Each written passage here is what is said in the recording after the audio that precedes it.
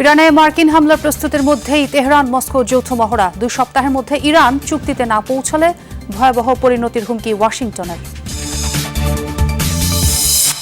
ইরানে হামলার সর্বাত্মক প্রস্তুতি ইসরায়েলের। ওয়াশিংটনের সংকেত পেলেই তেহরানের ব্যালিস্টিক মিসাইল ধ্বংসের হুঁশিয়ারি। কড়া জবাব দেবে তেল আবিব। এআই ইম্প্যাক্ট সামিটে চরম অব্যবস্থাপনা ও বিশৃঙ্খলাকে ঘিরে ভারতের তোলপাড়। প্রযুক্তি সম্মেলনকে মোদির ফটো সেশনের অনুষ্ঠানে পরিণত করার অভিযোগ ক্ষুব্ধ অংশগ্রহণকারীদের।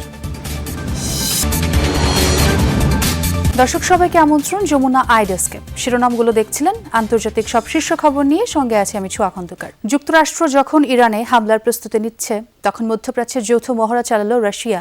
চলমান উত্তেজনার মধ্যেই ওমান উপসাগর ও ভারত মহাসাগরে অনুষ্ঠিত হয়েছে মস্কো তেহরানের নৌ মহড়া। এদিকে ইরানকে চুক্তির জন্য সময়সীমা বেঁধে দিলেন ডোনাল্ড ট্রাম্প। হুঁশিয়ারি, 10 থেকে 15 দিনের মধ্যে চুক্তিতে না পৌঁছালে পরিণতি হবে ভয়াবহ। জলপথে শত্রু মোকাবেলায় চলছে রণপ্রস্তুতি। যুদ্ধজাহাজ থেকে হামলা ঠেকাতে রুশ ও ইরানি নৌবাহিনীর এই অনুশীলন। ট্রাম্প প্রশাসন যখন পারমাণবিক চুক্তির জন্য তেহরানকে হুমকি ধামকি দিচ্ছে, সে সময় মিত্রের সাথে মহড়ায় অংশ নিল মস্কো। ওমান উপসাগর এবং ভারত মহাসাগরে সামরিক এই অনুশীলনে অংশ নিয়েছে দুদেশের সেনারা। এর আগে বৃহস্পতিবার ইরানের বন্দর আব্বাসে পৌঁছায় রুশ যুদ্ধজাহাজ স্ট্রয়কি। প্রতিরক্ষা কূটনীতির অংশ হিসেবে নিয়মিত মহড়া পরিচালনা করে ইরানি নৌবাহিনী। এর মধ্যে রয়েছে দক্ষিণ আফ্রিকার ব্রিক্স জোটের নৌ মহড়া, ভারতের বিশাখাপত্তনমের মহড়া, রাশিয়ার সাথে যৌথ মহড়াও আমাদের নিয়মিত পরিকল্পনার অংশ। এদিকে ইরানকে সর্বোচ্চ 15 দিন সময় বেঁধে দিয়েছেন মার্কিন প্রেসিডেন্ট। এর মধ্যে চুক্তিতে না পৌঁছালে ভয়াবহ পরিণতি ভোগের হুঁশিয়ারি তার। ট্রাম্প বলেন, মধ্যপ্রাচ্যকে স্থিতিশীল রাখতে যে কোনো মূল্যে তেহরানকে পারমাণবিক অস্ত্রের মালিক হওয়া থেকে বিরত রাখবে ওয়াশিংটন। হয় তারা স্বেচ্ছায় চুক্তি করবে, নয়তো আমরা যে কোনোভাবে এটি আদায় করব। তাদেরকে 10 দিন, সর্বোচ্চ 15 দিন সময় দেওয়া হবে। এর মধ্যে চুক্তি না হলে পরিণতি হবে তাদের জন্য খুবই দুর্ভাগ্যজনক। এর আগে টানা 2 দিন হরমুজ প্রণালী বন্ধ রেখে মহড়া চালায় ইরান। অন্যদিকে যুক্তরাষ্ট্র সামরিক উপস্থিতি ব্যাপক হারে বাড়িয়ে চলেছে ইরানের আশপাশে। মোস্তফা মাহমুদ, যমুনা নিউজ। অপেক্ষা কেবল ওয়াশিংটনের সবুজ সংকেতের। তা মিললেই ইরানে হামলা চালাতে প্রস্তুত ইসরায়েল। এ খবর জানিয়েছে ইসরায়েলের সরকারি সম্প্রচার সংস্থা কান।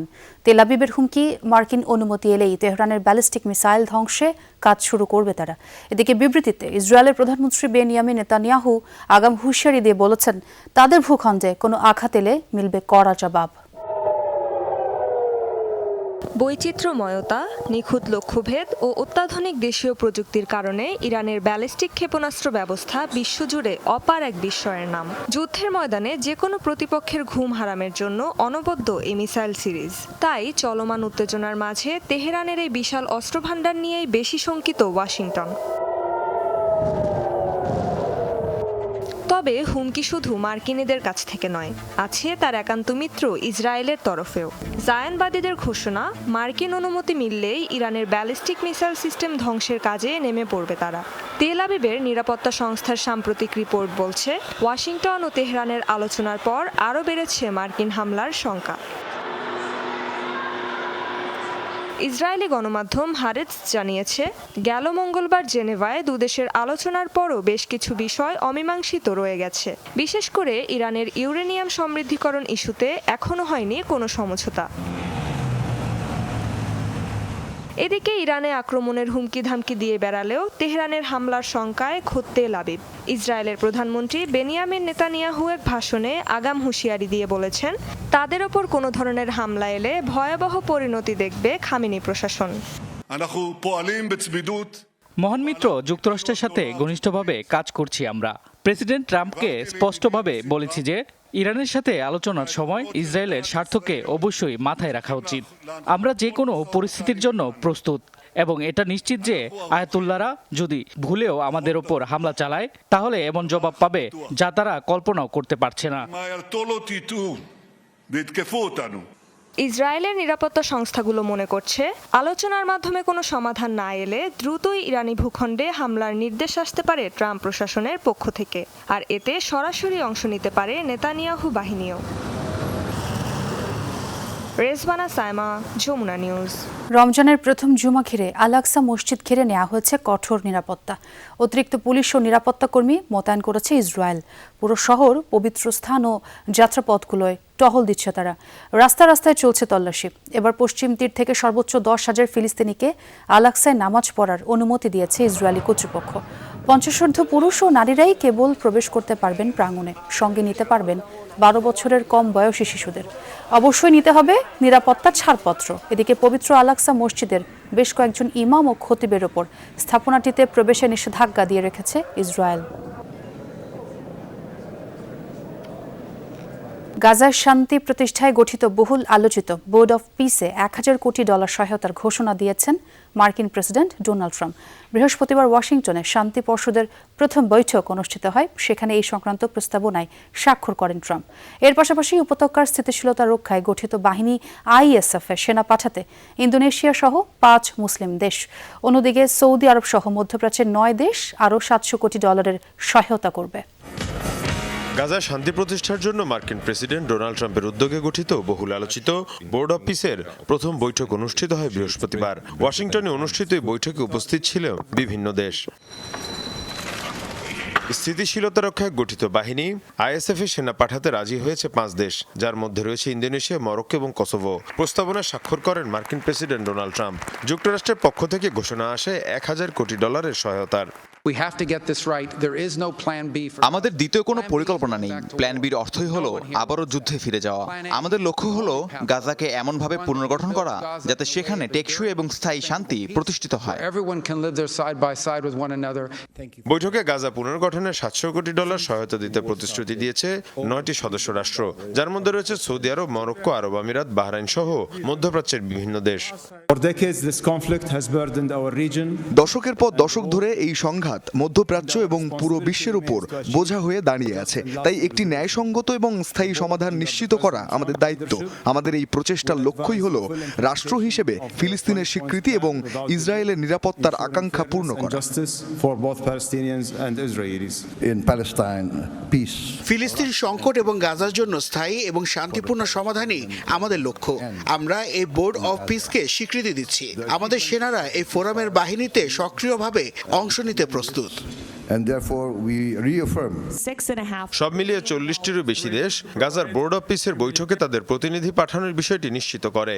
তবে প্রতিনিধির পরিবর্তে পর্যবেক্ষক পাঠানোর ঘোষণা দেয় জার্মানি, ইতালি, ব্রিটেন সহ 1 ডজনেরও বেশি দেশ। মীর মুশফিকা হাসান, যমুনা নিউজ। ইরানে গুপ্তচর বৃত্তির দায়ে এক ব্রিটিশ দম্পতিকে 10 বছরের কারাদণ্ড দেওয়া হয়েছে। বৃহস্পতিবার এই রায় দেন দেশটির একটি আদালত। ইরান ভ্রমণের সময় গত বছরের জানুয়ারিতে গ্রেফতার করা হয়েছিল ক্রেইগ ও লিন্ডসে ফোরম্যান দম্পতিকে। সে সময় দেশটির বিভিন্ন স্থান থেকে তথ্য সংগ্রহের অভিযোগ তোলা হয় তাদের বিরুদ্ধে। পরে গুপ্তচর বৃত্তির চার্জ গঠন করা হয়। 13 মাসেরও বেশি সময় আটক থাকার পর দেয়া হলো সাজা। এই বিচারকে অযৌক্তিক আখ্যা দিয়ে নিন্দা জানিয়েছে ব্রিটেন। নিজ দেশের নাগরিকদের মুক্তির জন্য তেহরানের ওপর চাপ প্রয়োগ অব্যাহত রাখার কথা জানিয়েছে লন্ডন। মুখে বন্ধুত্বের কথা বললেও মিত্রদেশ ইসরায়েলে বেধড়ক মারধরের শিকার হলেন ভারতীয় শ্রমিকরা। বর্ণবিদ্বেষের জেরে আশকেলন শহরে হয় এই ঘটনা। তবে এই ঘটনায় কোনো প্রতিক্রিয়া জানায়নি ভারত। সম্প্রতি ইসরায়েলে যাওয়ার জন্য বেকার নাগরিকদের উৎসাহিত করছে মোদী সরকার। তবে সেখানে অবস্থানরত ভারতীয় শ্রমিকদের অভিযোগ, তাদের নিরাপত্তার বিষয়ে কোনো মাথা ব্যথাই নেই নয়াদিল্লির। ইসরায়েলের আশকেলন শহরে বেধড়ক মারধরের শিকার হয়েছে 2 ভারতীয় শ্রমিক। স্থানীয় সূত্র বলছে হামলার পেছনে স্পষ্ট কারণ বর্ণবিদ্বেষ। স্থানীয় পুলিশ জানিয়েছে পরিকল্পিতভাবে চালানো হয়েছিল হামলা। অভিযুক্ত যুবকরা উগ্র বর্ণবিদ্বেষী গ্রুপের সদস্য। হামলার আগে সামাজিক যোগাযোগ মাধ্যমের গ্রুপে বার্তা দেয় ইন্ডিয়ানদের ধরতে যাচ্ছে তারা। হামলার সময় তারা টাকা ও মোবাইল ফোন ছিনিয়ে নেওয়ার চেষ্টাও করে। তবে পালিয়ে অল্পের জন্য বেঁচে যান শ্রমিকরা। ঘটনার 1 সপ্তাহ পার হলেও মুখে কুলু পেটেছে নয়াদিল্লি। জানায়নি কোনো প্রতিক্রিয়া। ক্ষতিপূরণ বা চিকিৎসার ব্যবস্থাও নেয়নি বলে অভিযোগ উঠেছে। গাজায় সংঘাতের পর ফিলিস্তিনি শ্রমিকদের অভাবে ভারতীয় শ্রমিক নিয়োগ বেড়ে গেছে ইসরায়েলে। ভারতীয় রাজ্য সরকারগুলো ইসরায়েলের চাকরির বিষয়ে বিশেষ প্রচারণা চালাচ্ছে। সহজলভ্য বলে শ্রমিক হিসেবে ভারতীয়দের পাঠানো হলেও নিরাপত্তা, মজুরি বা আইনি সুরক্ষা সম্পর্কে কোনো ব্যবস্থাই নেওয়া হচ্ছে না। সম্প্রতি এ বিষয়ে মুখ খুলেছেন কংগ্রেস নেতা পবন খেরা। তিনি বলেছেন, দেশের কর্মসংস্থান সৃষ্টিতে ব্যর্থতা বিপদে ফেলেছে ভারতীয় শ্রমিকদের। বিদেশে বর্বর আচরণের শিকার হওয়ার পরও সরকারের নিরাপত্তায় উদ্বেগ প্রকাশ করেন তিনি। অস্মিতা বিশ্বাস, যমুনা নিউজ। ভারতের প্রযুক্তি সম্মেলন এআই ইম্প্যাক্ট সামিটে চরম অব্যবস্থাপনা ও বিশৃঙ্খলার অভিযোগকে ঘিরে চলছে তোলপাড়। ক্ষুব্ধ অংশগ্রহণকারীদের অভিযোগ, প্রযুক্তি সম্মেলন পরিণত হয়েছে মোদী প্রশাসনের ফটো সেশনের অনুষ্ঠানে। আয়োজকদের সমন্বয়হীনতা, প্রচণ্ড ভিড়, নিরাপত্তা কর্মীদের গাফিলতি সহ বিভিন্ন দামি ডিভাইস চুরিরও অভিযোগ উঠেছে। এমন পরিস্থিতিতে বিরোধী দল কংগ্রেসেরও তোপের মুখে দিল্লি প্রশাসন। বিতর্ক যেন পিছুই ছাড়ছে না ভারতে আয়োজিত এআই ইম্প্যাক্ট সামিটকে ঘিরে। শুরুতে চীনা রোবটকে নিজেদের দাবি করে তীব্র সমালোচনার মুখে পড়ে উত্তরপ্রদেশের গ্যালগোটিয়াস ইউনিভার্সিটি। এরপর উঠে আসতে থাকে চরম অব্যবস্থাপনা ও অনিয়ন্ত্রিত জনসমাগম নিয়ে একের পর এক অভিযোগ।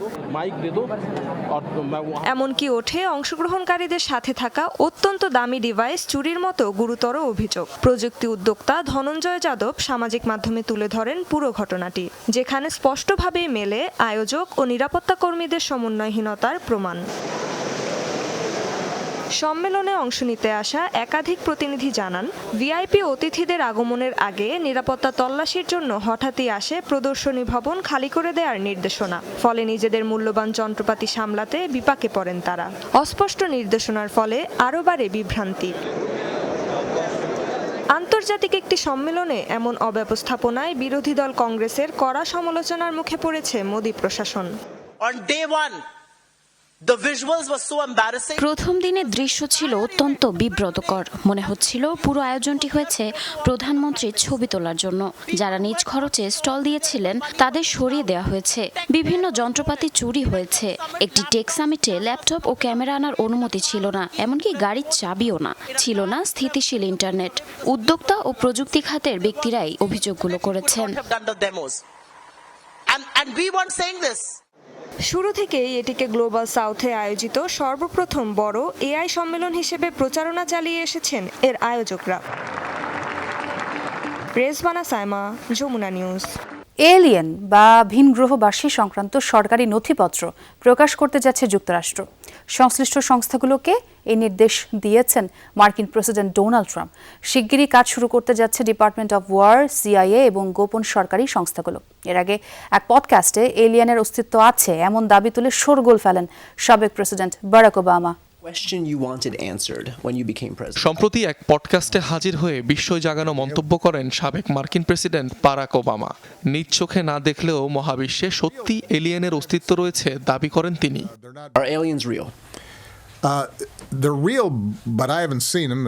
অবশ্য ভিনগ্রহবাসী কোথায় রয়েছে কিংবা কবে নাগাদ পাওয়া গেছে অস্তিত্বের প্রমাণ তা নিয়ে কিছু বলতে দেখা যায়নি বারাক ওবামাকে।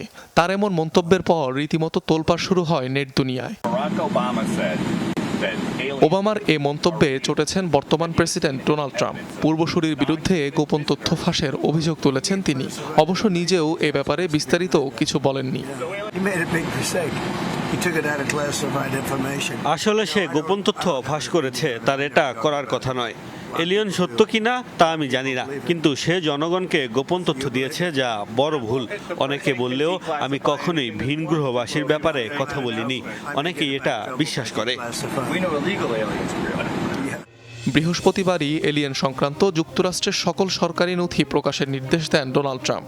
সোশ্যাল হ্যান্ডেলে দেওয়া পোস্টে ডিপার্টমেন্ট অফ ওয়ার সহ গোয়েন্দা বিভাগ ও অন্যান্য সংস্থাগুলোকে কাজ শুরু করার নির্দেশ দেন তিনি। জানান, জনসাধারণের তুমুল আগ্রহের প্রেক্ষিতেই নিয়েছেন এই সিদ্ধান্ত।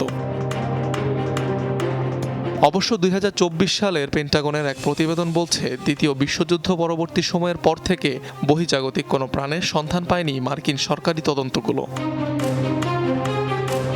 অনিক রহমান, যমুনা নিউজ। যুদ্ধের নৃশংসতা আর ধ্বংসযজ্ঞের কঠিন বাস্তবতা কিভাবে মানুষের জীবনকে ওলটপালট করে দেয় তার প্রমাণ যেন ইউক্রেনের তেতিয়ানা খিমিয়ন। একসময় দেশজুড়ে নৃত্যশিল্পী হিসেবে পরিচিত ছিল এই নারী, তবে যুদ্ধের কারণে হাতে তুলে নিয়েছেন অস্ত্র। একসময়ের ব্যস্ত বল ডান্সার তেতিয়ানা এখন স্নাইপার শুটার পরিণত হয়েছেন শত্রুদের আতঙ্কে। একসময় যে হাতে ফুটে উঠত নাচের মুদ্রা, সেই হাতে এখন শক্তিশালী স্নাইপার রাইফেল। সুরের তালে তালে ছন্দ উঠত যেই পায়ে, সেই পা এখন শত্রুর অবস্থানে এগিয়ে চলে দৃঢ়ভাবে। 4 বছরের যুদ্ধ নৃত্যশিল্পী থেকে স্নাইপার শুটারে পরিণত করেছে ইউক্রেনের তেতিয়ানা খিমিয়নকে। একসময় পেশায় বল ডান্সার ছিলেন তেতিয়ানা। ইউক্রেনে রুশ আগ্রাসন শুরুর পর 2023 সালে 78তম রেজিমেন্টে স্নাইপার শুটার হিসেবে যোগ দেন তিনি। আগে আমি ছোটখাটো বিভিন্ন রেঞ্জে শুটিং প্র্যাকটিস করতাম। যখন যুদ্ধে যোগ দিলাম ভাবলাম ভিন্ন কিছু করি, সেখান থেকেই স্নাইপার ইউনিটে যোগ দিই, কারণ এটা খুবই চ্যালেঞ্জিং একটা কাজ। একজন স্নাইপার শুটারকে গুলি করার সময় অনেক কিছু হিসাব করতে হয়। 47 বছর বয়সে এই নারী দোনেস্কের বাসিন্দা ছিলেন। 2 সন্তানের জননী তেতিয়ানার ছিল নাচের নিজস্ব স্টুডিও। নৃত্যশিল্পে পারদর্শিতার কারণে পুরো অঞ্চলে ছিলেন আলোচিত। আমি যখন নৃত্যশিল্পী ছিলাম তখন জীবনটা একেবারেই ভিন্ন রকম ছিল। সবসময় নাচ নিয়েই ব্যস্ত থাকতাম। নিজের শো হতো, আমি বল ডান্সের জন্য প্রশিক্ষণ দিতাম। এছাড়াও প্রতিনিয়ত বিভিন্ন দেশ সফর করতাম। নৃত্যশিল্পী পরিচয় হারানোয় কণ্ঠে এককাপ থাকলেও নিজের দেশের জন্য লড়াই করতে পেরে গর্বিত বলে জানান তেতিয়ানা। আগের চেয়ে পুরোপুরি পাল্টে গেছি আমি, তবে নিজের পরিচয় হারিয়ে যাওয়ায় আমি মোটেও অখুশি নই। আমি এভাবেই চ্যালেঞ্জ নিয়ে বেঁচে থাকতে চাই। রুশ আগ্রাসন বিরোধী যুদ্ধে ইউক্রেনীয় বাহিনীর পক্ষ হয়ে লড়াই করছেন দেশটির বহু বেসামরিক নাগরিকও। মীর মুশফিকা হাসান, যমুনা নিউজ। ইউক্রেনের বিরুদ্ধে রাশিয়ার হয়ে যুদ্ধ করছে কেনিয়ার হাজারের বেশি নাগরিক। বুধবার দেশটির পার্লামেন্টে উপস্থাপিত একটি গোয়েন্দা রিপোর্টে এই তথ্য উঠে এসেছে। রিপোর্টে সরকারি কর্মকর্তাদের যোগসাজশে একটি মানব পাচারকারী সিন্ডিকেট পরিচালনার অভিযোগ তোলা হয়েছে। বলা হয়, সাবেক সেনা ও পুলিশ সদস্যদের পাশাপাশি বেকার যুবকদের বানানো হয় টার্গেট। রাশিয়ায় পাঠানোর বিনিময়ে দেয়া হয় বড় অঙ্কের অর্থের প্রলোভন। অভিযোগ অস্বীকার করেছে দেশটিতে অবস্থিত রুশ দূতাবাস। তাদের দাবি, স্বেচ্ছাসেবী হয়ে বিদেশিরা চাইলে রাশিয়ার সশস্ত্র বাহিনীতে যোগ দিতে পারে। থানায় কয়েক ঘন্টা গ্রেফতার থাকার পর ছেড়ে দেওয়া হচ্ছে ব্রিটিশ রাজা চার্লসের ছোট ভাই অ্যান্ড্রু মাউন্টব্যাটেনকে। বৃহস্পতিবার স্থানীয় সময় সন্ধ্যায় তাকে ছেড়ে দেওয়া হয়। এর আগে ক্ষমতার অপব্যবহার ও সরকারি কার্যালয়ে অসদাচরণের অভিযোগে সকালে গ্রেফতার করা হয় তাকে। স্যান্ডরিংহাম স্টেট থেকে গ্রেফতার করা হয় তাকে। মেট্রোপলিটন পুলিশ জানিয়েছে তার বিরুদ্ধে প্রাথমিক তদন্ত চলছে এখনও। যৌন অপরাধী জেফ্রি এপস্টেইনের সঙ্গে যোগসূত্রের জেরে বেশ কিছুদিন ধরেই বিতর্কে রয়েছেন অ্যান্ড্রু মাউন্টব্যাটেন। অপ্রাপ্তবয়স্ক একাধিক নারীর সাথে যৌনকর্মের অভিযোগের জেরে খোয়াতে হয় রাজকীয় উপাধি। বিতাড়িত হতে হয় উইন্ডসরের রাজপ্রাসাদ থেকেও। ব্রিটেনের রাজা চার্লসের ভাই অ্যান্ড্রু মাউন্টব্যাটেনের গ্রেফতারের ঘটনায় দুঃখ প্রকাশ করেছেন মার্কিন প্রেসিডেন্ট ডোনাল্ড ট্রাম্প। আর ঘটনাটিকে লজ্জাজনক বলে আখ্যা দেন তিনি। আমি মনে করি এটা খুবই লজ্জাজনক এবং দুঃখজনক। রাজ পরিবারের জন্য এটা খুব খারাপ।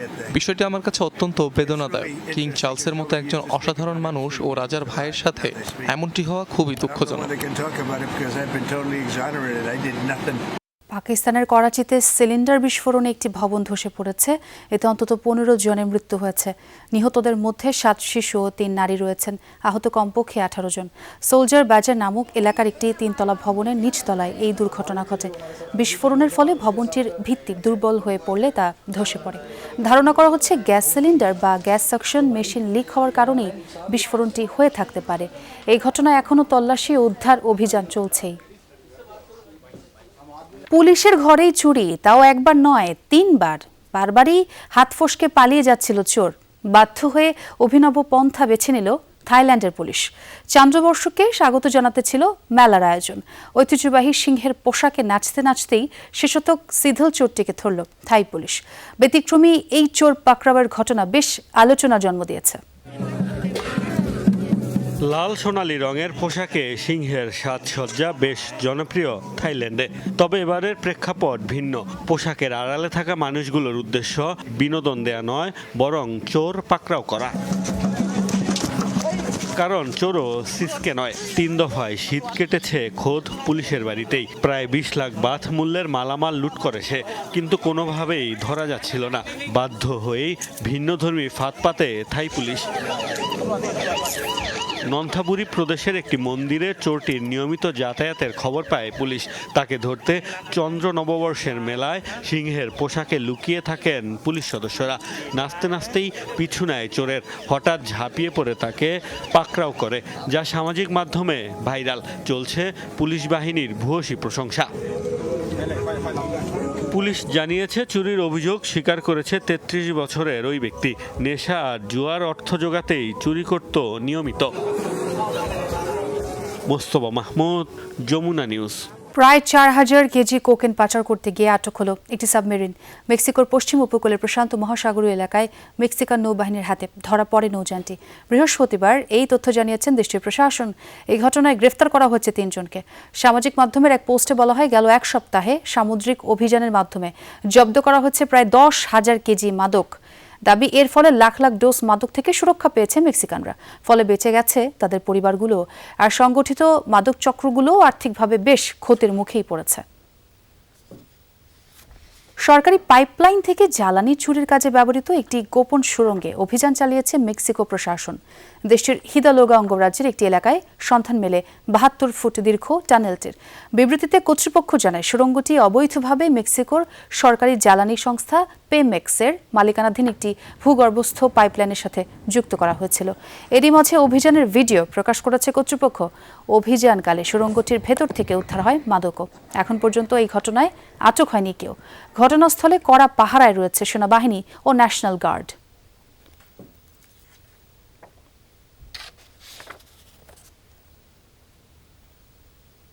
ব্যাপক তুষারপাত ও ঝোড়ো বাতাসে বিপর্যস্ত জাপানের হোকাইদো দ্বীপ। বাতিল হয়েছে শত শত ফ্লাইট ও প্রায় ৩০০ রেল যাত্রা। আটকা পড়েছেন হাজারের বেশি পর্যটক। অনবরত বরফ পড়তে থাকায় বন্ধ হয়ে গেছে বেশিরভাগ মূল সড়ক। এতে যান চলাচল ব্যাহত হচ্ছে। এদিকে তুষারপাতের ফলে ভোগান্তিতে পড়েছে জনসাধারণ। চলমান দুর্যোগে বন্ধ ঘোষণা করা হচ্ছে ৩ শতাধিক স্কুল। বেশ কিছু স্থানে ২৪ ঘন্টার ব্যবধানে ১.৫ ফুট পর্যন্ত তুষারপাতের খবর মিলেছে। আগামী সপ্তাহেও অব্যাহত থাকবে এমন তুষারপাত পূর্বাভাস দিয়েছে জাপানের আবহাওয়া বিভাগ। উত্তর কোরিয়ায় শুরু হয়েছে ক্ষমতাসীন ওয়ার্কার্স পার্টির নবম কংগ্রেস। ৫ বছর পরপর হওয়া এই সম্মেলনেই নির্ধারিত হয় প্রতিরক্ষা, কূটনীতি ও অর্থনীতি সংক্রান্ত নীতিসমূহ। বৃহস্পতিবার রাজধানীতে শুরু হওয়া কংগ্রেসের নেতৃত্ব দিচ্ছেন সর্বোচ্চ নেতা কিম জং উন। পর্যবেক্ষকদের ধারণা, উচ্চ পর্যায়ের এই বৈঠক চলবে কয়েকদিন। দক্ষিণ কোরিয়ার সরকারি বার্তা সংস্থা জানিয়েছে, সেউল বা ওয়াশিংটনের উদ্দেশ্যে কিমের কোনো বার্তা আসে কিনা তা নজরে রাখা হচ্ছে। তবে উদ্বোধনী বক্তব্যে এই ইস্যুতে কোনো কথা বলেননি তিনি, বরং জোর দেন পিয়ংইয়ংয়ের অর্থনৈতিক উন্নয়নের দিকেই। ধারণা করা হচ্ছে এই কংগ্রেসেই আসতে পারে কিমের কিশোরী কন্যা কিম জু আয়ের সম্ভাব্য উত্তরসূরি হবার আনুষ্ঠানিক ঘোষণা। আর দর্শক, এই ছিল যমুনা আই ডেস্কে। এতক্ষণ যারা সঙ্গে ছিলেন সবাইকে ধন্যবাদ।